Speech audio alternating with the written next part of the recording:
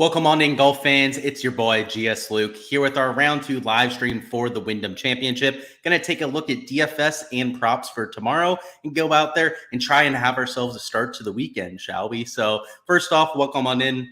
Little ginger ale in the cup here. Still recovering from my food poisoning there on Monday. So not 100% yet, but definitely feeling a lot better and stoked to get into the action for tomorrow. So taking it easy. No Crown and Cokes over here while we're getting back to 100%, but definitely still ready to have a good time out here. So let's hop into it. Let's take a look at the action from today, which honestly, I kind of want to put behind me as fast as possible. I mean, for props, it was okay, but there's two things I really hate when it comes to PGA DFS.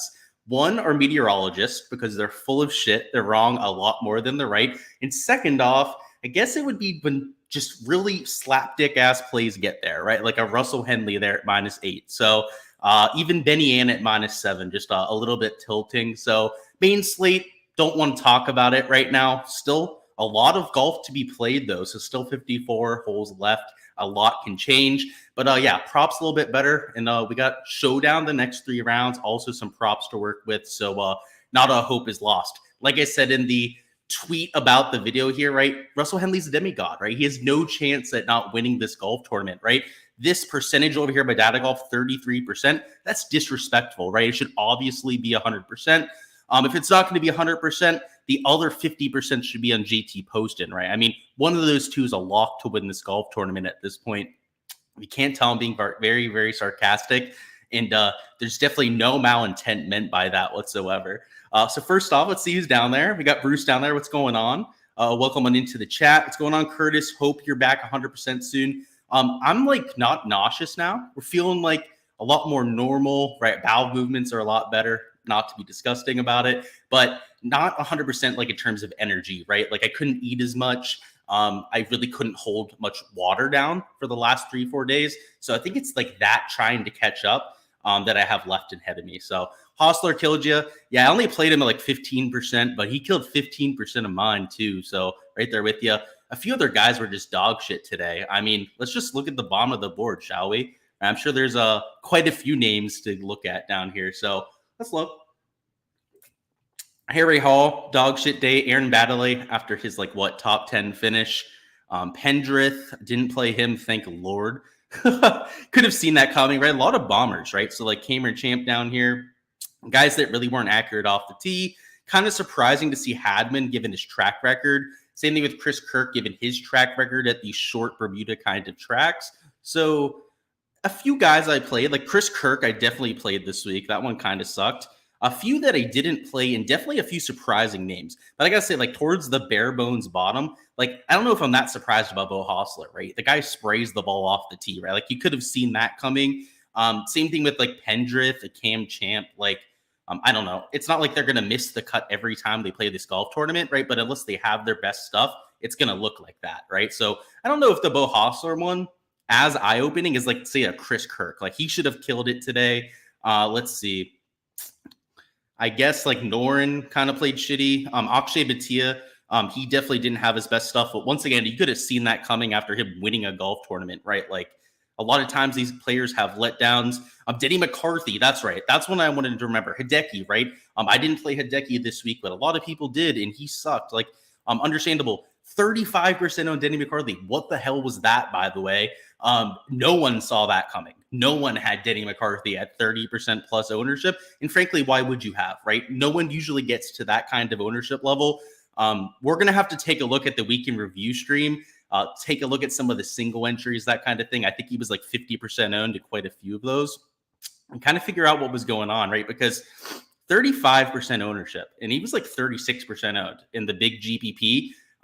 That is unheard of. Like you see that in single entries, right? Like all the time. Like that's kind of normal for those kind of contests, but not for a large field GPP. So that was I got to say, when I woke up this morning at 6:40, yeah, I think it was like a 6:45 actual lock. So like 6:50 when we got the ownerships. I was mind blown when I saw that. All right, what else have we got? Denny to play better. I think he will. I'm playing him. I think he's a good showdown play, right? Low ownership. What's going on, Wilson? Putnam saved your ass for sure. Yeah, I played Putnam, played pretty decently for sure. The worst score you have out of your entire poll is +2, but you literally locked in Hideki. Oof.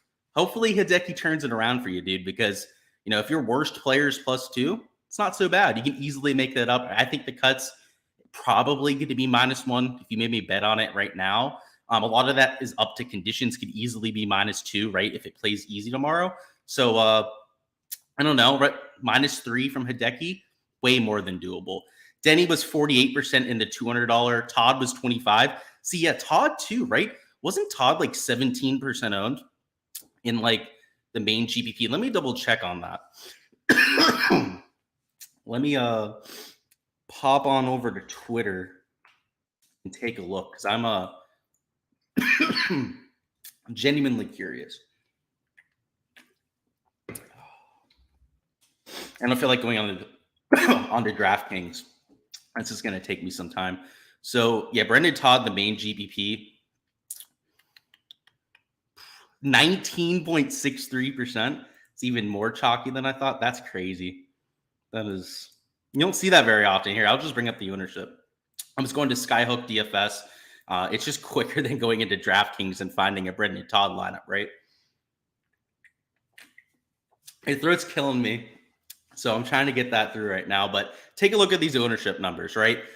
Russell Henley, 24%. That's pretty nuts. Siwoo Kim, nearly 26%. That's pretty nuts. And that's considering that we had a quote-unquote weather edge, right? Where a lot of the players that were super chalky were in the bad wave, right? So you had people that were actively avoiding those players. That wasn't me, right? We still played Siwoo. We still played guys that were chalky like a Sanjay. They all suck today, right? That's why I don't want to talk about our main slate that much. But this is crazy. Like, we have to talk about it, right? 36% on Denny McCarthy. What in the hell was going on? I don't know. If you have theories on it, let me know. It feels like even the people that were fading chalk played Denny this week, and I guess that's the outcome. So if we're looking at the weather for tomorrow, again, I hate meteorologists, so take this with a grain of salt, and also consider that we have a bunch of different forecasts for tomorrow. So we're going to look at some of the ones here on Windy. A lot of them aren't calling for rain during the round, but a few others, like over here on the Weather Channel, they're calling for at least a little bit of rain early in the day, right up until right around midday. Whereas this HRRR model over here on windy.com, right, is calling for the rain to stop right around like 4 or 5 a.m., right? If that's the case, the morning conditions are going to be absolutely perfect. Even with slightly higher winds in the afternoon, I think this course is going to be gettable. So in general, I think Friday going to be a lot more scoreable than what you saw today. But the real factor I think we have to consider here is if there's going to be rain during play, or potentially even a stoppage in play tomorrow. It's because if we go over here on this weather.com forecast, you can see they're not calling for any sort of like thunderstorms, which is good news, right? If it's just going to be showers like today, there's not going to be any sort of stoppage. The unfortunate part is, though, that they're calling for storms to come in the whole way until like 11 a.m., whereas this HRRR model, which I find really accurate for the wind, I don't know so much about the precipitation, right? I know the wind for HRRR is pretty good, about 24 hours out. A lot of the main weather sites are calling for at least some sort of chance of showers. If we take a look at AccuWeather, they're not calling for as much of a chance of storms, but they are calling for a chance of thunderstorms. So that's, notable, right? You can see right there at 7 a.m. they've got it. And then right around like noon, they've also got a chance of thunderstorms coming through. So if either one of those cells actually stops play, if there is going to be rain for the first 3-4 hours of play, even if it's light like you saw today, right? The morning wave technically played harder than the afternoon, right? Because of the fact they had to play through that rainstorm. If there's not going to be rain, right? Look, the afternoon played easier, right? That's kind of like a precursor for what we can expect tomorrow. But unfortunately, none of the weathermen can agree, right? They're all over the place when it comes to their forecasts. So if we take a look at a few of the other ones on Windy, maybe that gives us a better, outlook of what to expect. You'll see over here, they're calling for it kind of similar to the HRRR to be pretty calm all day and also not very much rain during play. Meteo Blue model is calling for, let's see, rain for like maybe the first hour, maybe hour and a half of play, and then it gets relatively calm for the rest of the day. Icon model has rain up until right about noon, so kind of similar to the weather.com one, GFS here, calm all day. And then this ECM model over here, a little bit of rain there around noon. So they're kind of all over the place. None of them seem to agree with each other. So the way that I'm playing it tomorrow is that your morning guys probably kind of have an advantage, right? Like even if there's some rain for the first like hour or two of play, it's not going to be significant, right? You're talking about like 0.02, I think it's inches per hour. Was what that measurement is down there. That's not anything that's going to cause players too much of a problem. When you get a problem is when it's a real heavy sustained rain, when you're having to wipe off your grips before every single shot. If it's just going to be misting and they're not even putting up umbrellas, they're not even putting on rain gear, right? Like it's probably going to help them out with their scoring, not hurt them out. So I'm expecting the morning guys to likely be the better wave, but don't be surprised. Like I just want to throw this disclaimer out there because you saw it happen today, right? These weathermen have no idea what they're talking about sometimes. Maybe it does rain during the morning. Maybe it does rain for the first, 3-4 hours of play. Just to be fully transparent, this website, weather.com, was the one that was calling for rain during the morning wave today. All of the other sites were wrong, right? When looking at the precipitation, if they end up being right again, and there ends up being this patch of storms early in the day, right? That's going to throw this off, right? The morning wave could play harder than the afternoon. It's also worth noting that the PM guys are going to be playing on a soft course anyways, right? With all the rain they got Thursday, they're going to get even more overnight, potentially even into the AM wave there. They're going to be playing an easy course too. So what I would do, right, it's a lot of information, a lot of conflicting information too, unfortunately. I can't control what the weathermen are saying to us. The way I interpret it, though, is that you want guys from the AM and the PM wave, right? PM wave is still going to be soft. It could even play easier than the AM, right? If they're not playing through rain and the AM ends up playing through rain. And then the AM guys, right? There's a lot of low-owned gems that you can play. So I'll just bring up ownership now. The free part of the spreadsheet today is going to be ownership. So I have, of course, player poll points all going to be blacked out on there. But ownership is going to be on here. So again, on the Patreon, everything is on there, of course. But in terms of like low-owned AM guys, you have guys like Sanjay and Hideki, right? Who no one's going to get to, right? They played horribly today.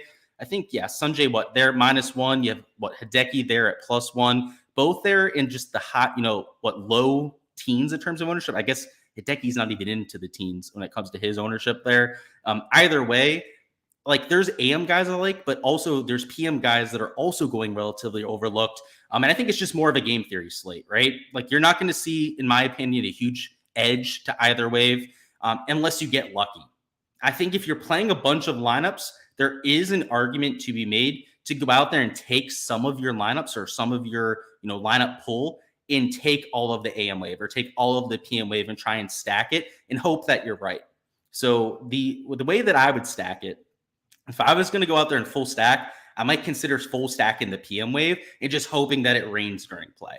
Or just hope that it just rains for the first 3-4 hours, maybe plays like half a stroke to a stroke harder than the afternoon. And then the afternoon guys play in clear conditions with no rain out there. But from what we know with these forecast guys, they could flip on its head.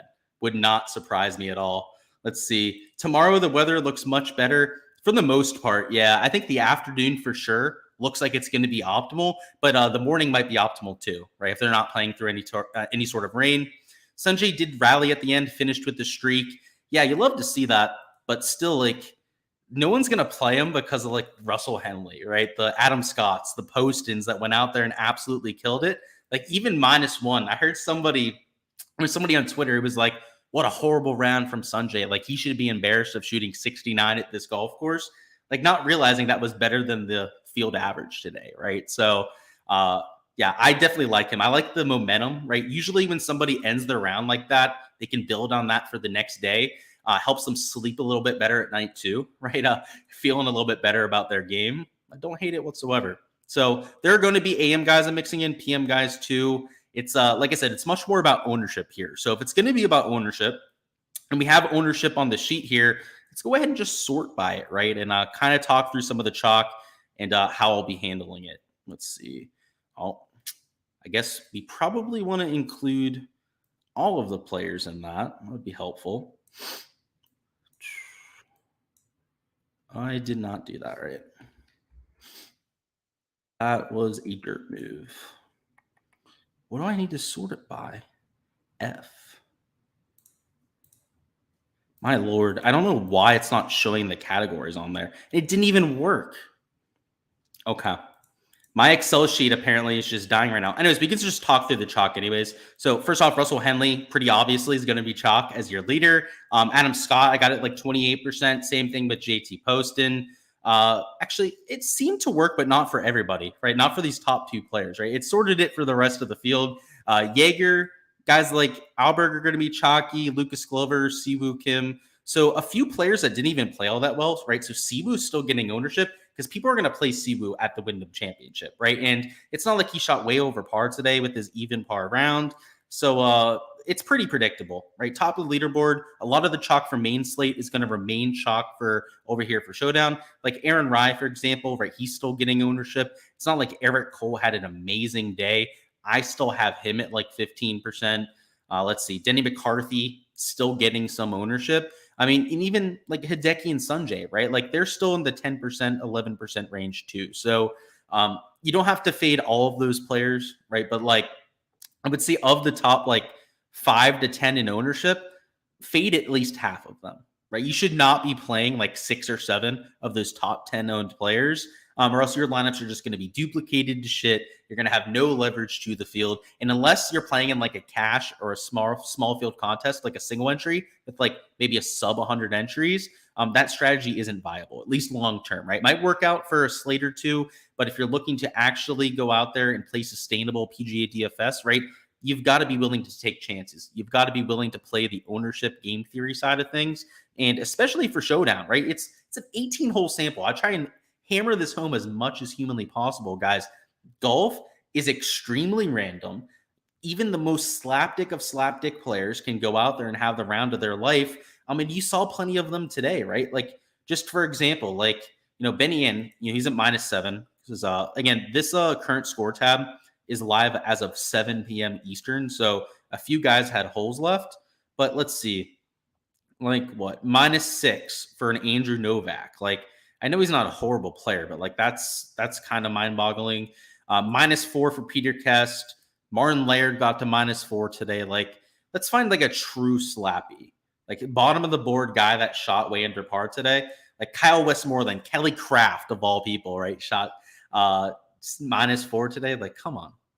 It's golf, right? And you had guys, at the top of the board, right, shoot over par like Hideki Matsuyama. You have to embrace that. You have to know that just because Russell Henley went out there and, was a world beater in day one does not mean he's going to be a world beater for day two. Now, let me take that back now, right? This is a bit, by the way.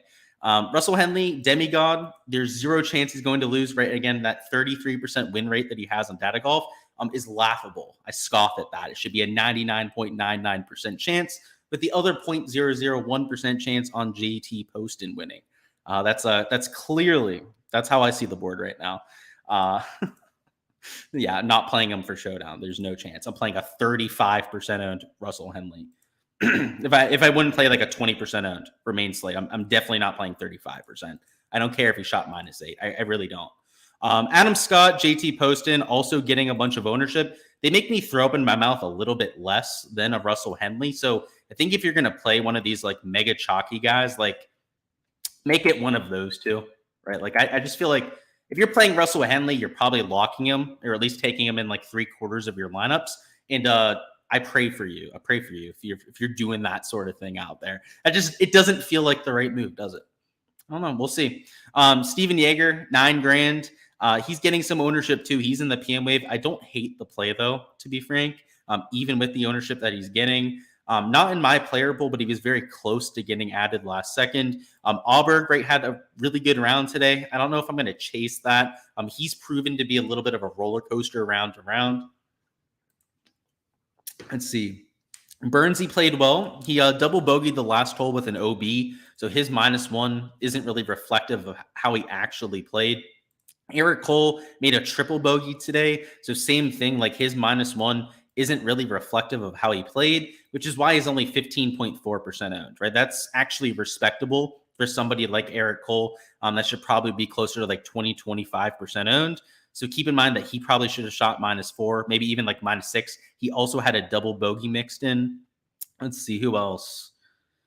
Shane Lowry could not hit an iron for his life today, but was making everything from 5 to 10 feet. So if we get the same putting from Lowry, but maybe he hits a few better iron shots tomorrow, he could absolutely go off. So I think he's a really intriguing option. Let's see. Denny McCarthy, of course, for a bounce back. I'm all for that. JT actually putted pretty well today. He was right around a neutral there. Gained off the tee. He was just under a stroke gained off the tee for his round. I think he's probably a decent play for tomorrow. Let's see who else we've got here.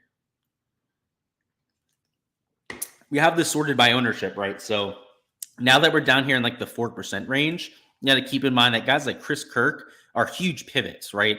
Compared to the other guys in the AK range, like he's 4 or 5 times lower owned. Same thing with Adam Hadwin, Bo Hostler, right?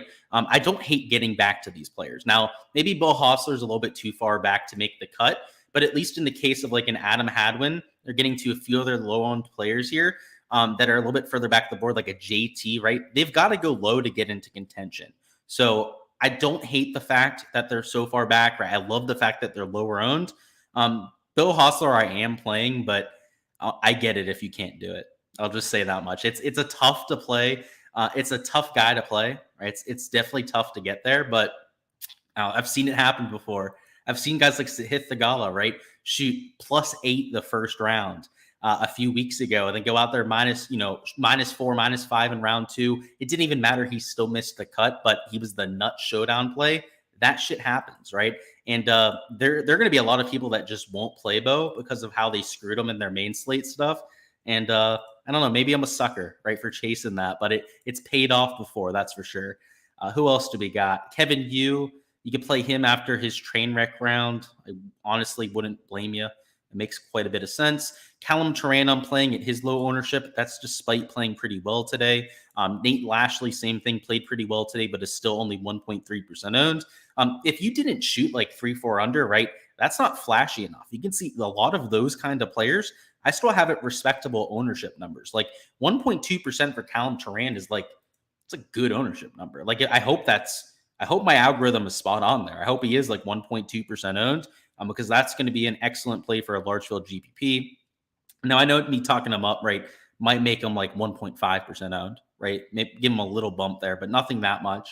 KH Lee, I think he's a decent bounce back candidate, even in that PM wave, right? Like I was mentioning before, it's not like I think the PM wave is going to play easier. I think it's likely going to play pretty flat the entire day. It's that because it's soft out there, the PM guys are going to have the ripe conditions to shoot darts, right? To go low, try and make as many birdies as possible. Like you saw today, right?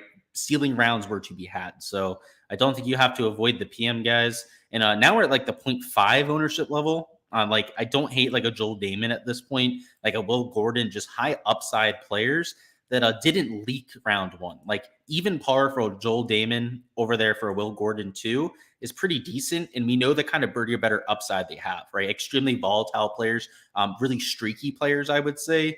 And for that reason, I'll take them even off like the shaky round, right? Just shooting even par.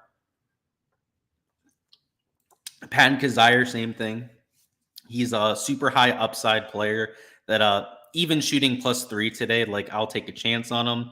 Love myself some Malnati for Showdown. He's that same kind of just crazy guy. He throws aim at every single pin. I've also got him at 0.1% ownership. So once again, sometimes the algorithm isn't perfect, right? Hopefully he's right around like 1% or less.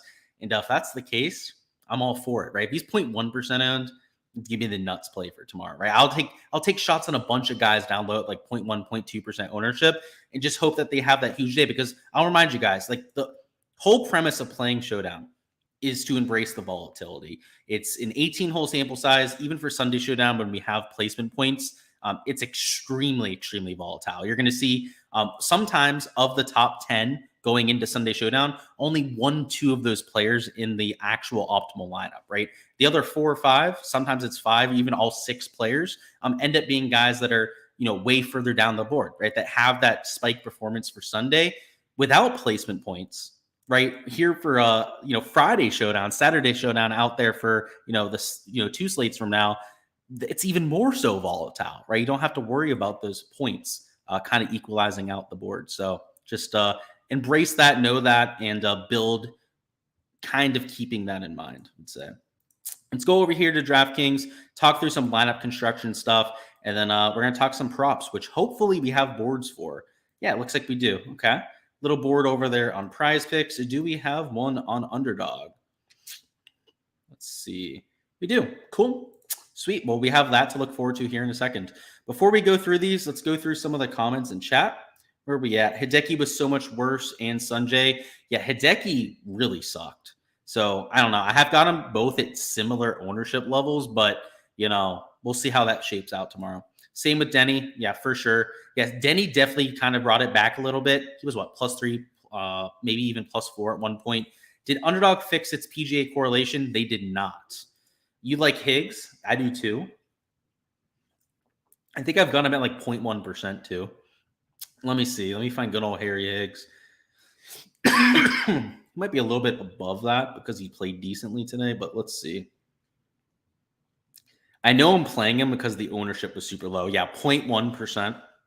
I like him, and he played well today. He shot -2, right? Yeah, I'm all for it. Any interest in Batia? Yeah, I like him because people aren't going to play him after his round today, right? Like, he played like shit.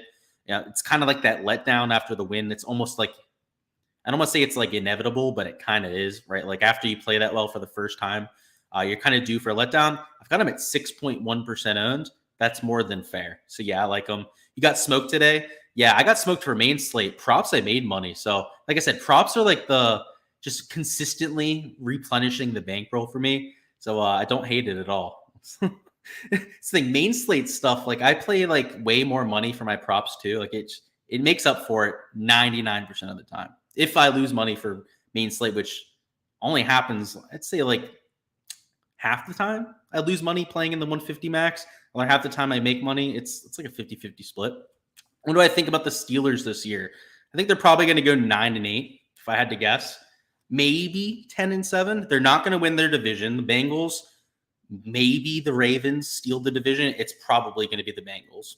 But yeah, I don't know. Maybe they get in as the last playoff spot, like just a random wild card if they get lucky. I think they'll play a little bit better than last year. I do think the offense will be a lot more efficient with Kenny Pickett. Obviously, second year as the quarterback. Defense is solid. You have decent skill position players. The issue I have is that their schedule is real tough, and it's still a second-year quarterback that had like 4 touchdowns last year. Like, it's hard to really get any more bullish than like a 9-8, right? Like, anything higher than that would be a pipe dream for a Steeler fan. So, hey, I'd love to be surprised, but that's where I'm at right now.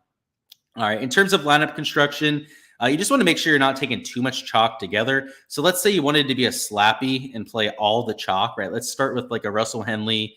Let's take, who would be like the slappy second man in? I guess JT Poston, right? You throw those two demigods in together. Here in this 8K range, let's find even more chalk. Let's start taking like the Eric Coles of the world. Let's throw Eric Cole in there. Let's find somebody near 20%. Who do we got? Who fits that description? I guess Aberg, right? Relatively high owned. If you were to start with like these 4 players, like you're playing in the large field GPP, don't do it. Like, this is what not to do if you're going out there and building lineups, right?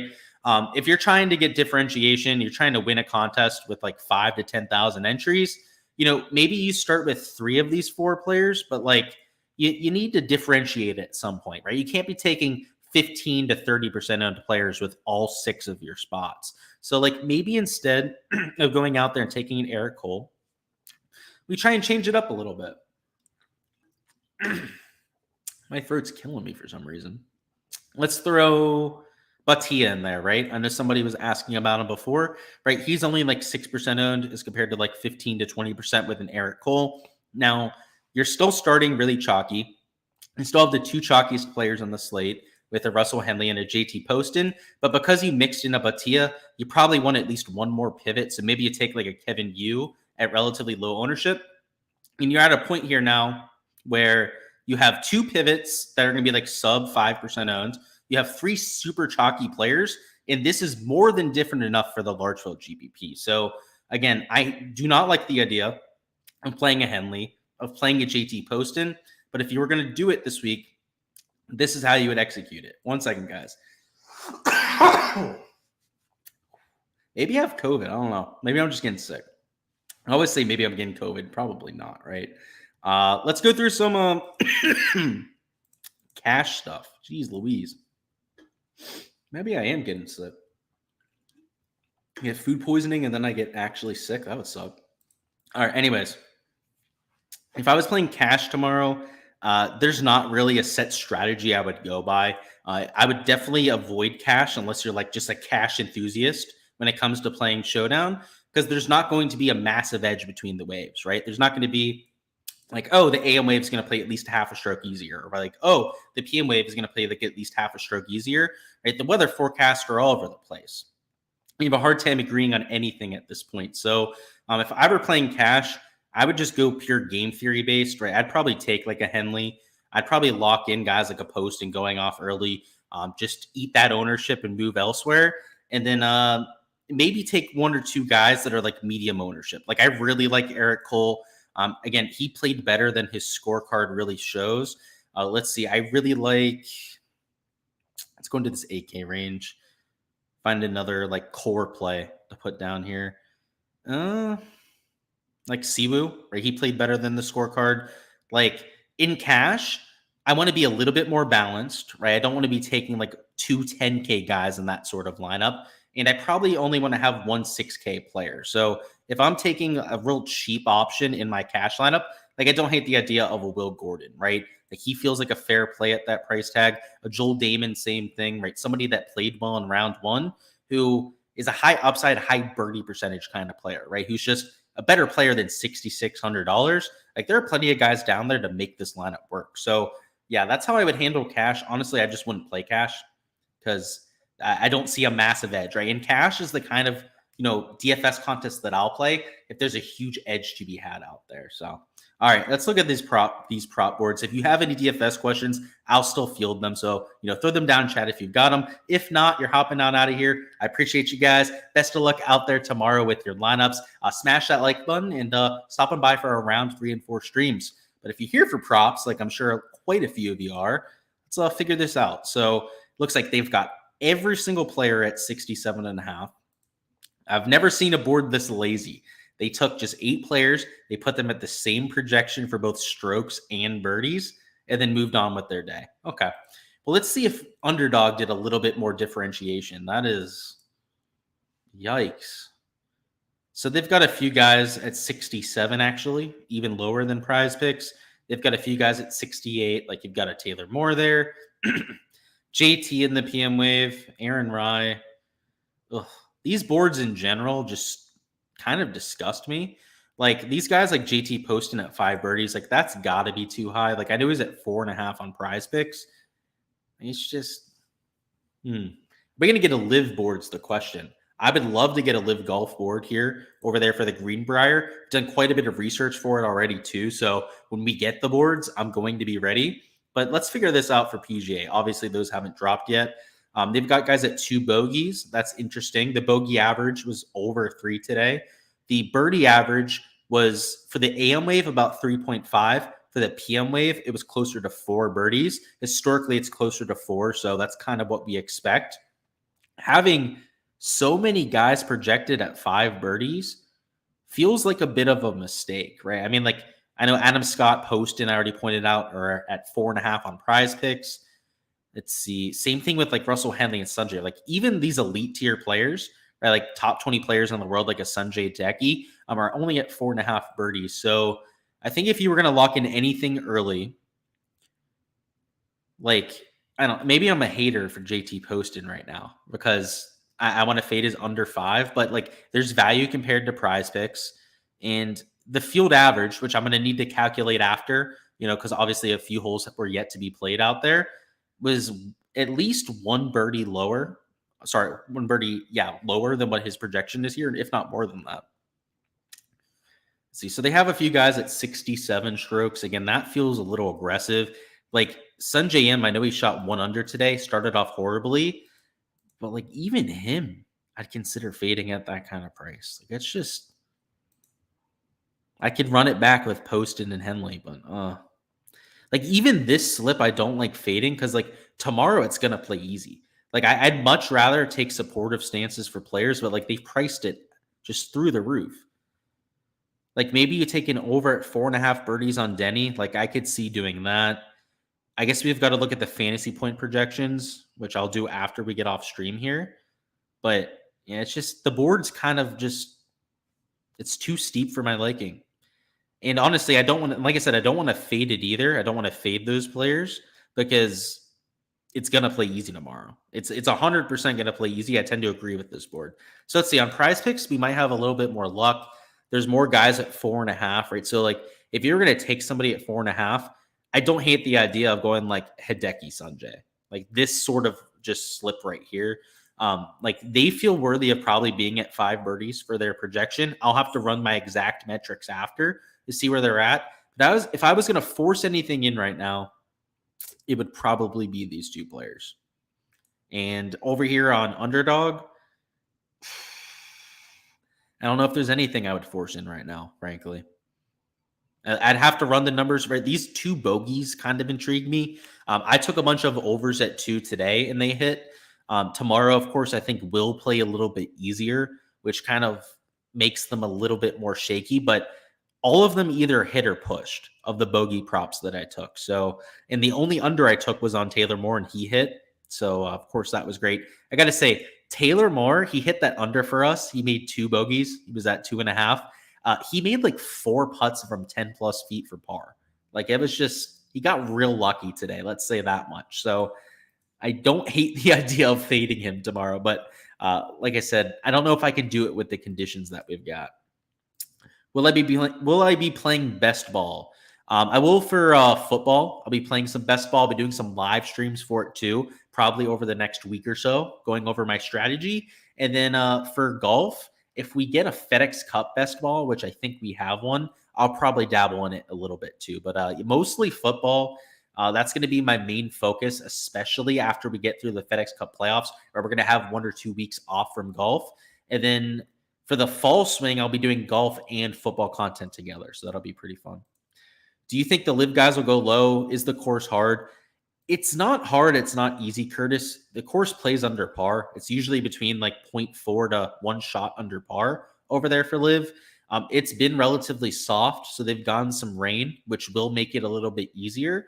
But your winning score there was -21 when Joaquin Niemann won. And then in other years, you had winners of like -11, -13, and -15, I believe. So it's like a medium difficulty course, right? It's definitely not hard. And it's definitely not a birdie fest. So take that with what you will. All right, that's all we're going to do for the stream, guys. I don't want to force in any props on my end right now without doing my full research. So for all of my exposure from round 2, check out the Patreon. But like I said, I want to take supportive stances. So like when Prize Picks drops the full board, there's 100% going to be value to be had, right? Guys at like 4 birdies that are legit birdie makers. Like, let me think of a few, like Steven Yeager, right? If they post like a Taylor Moore on Prize Picks at like 4 birdies, those will probably be overs that I'm like hammering, right? Because they're, you know, I know, like I said, if I took anything right now, it'd be like the Decky Sanjay props at 4.5.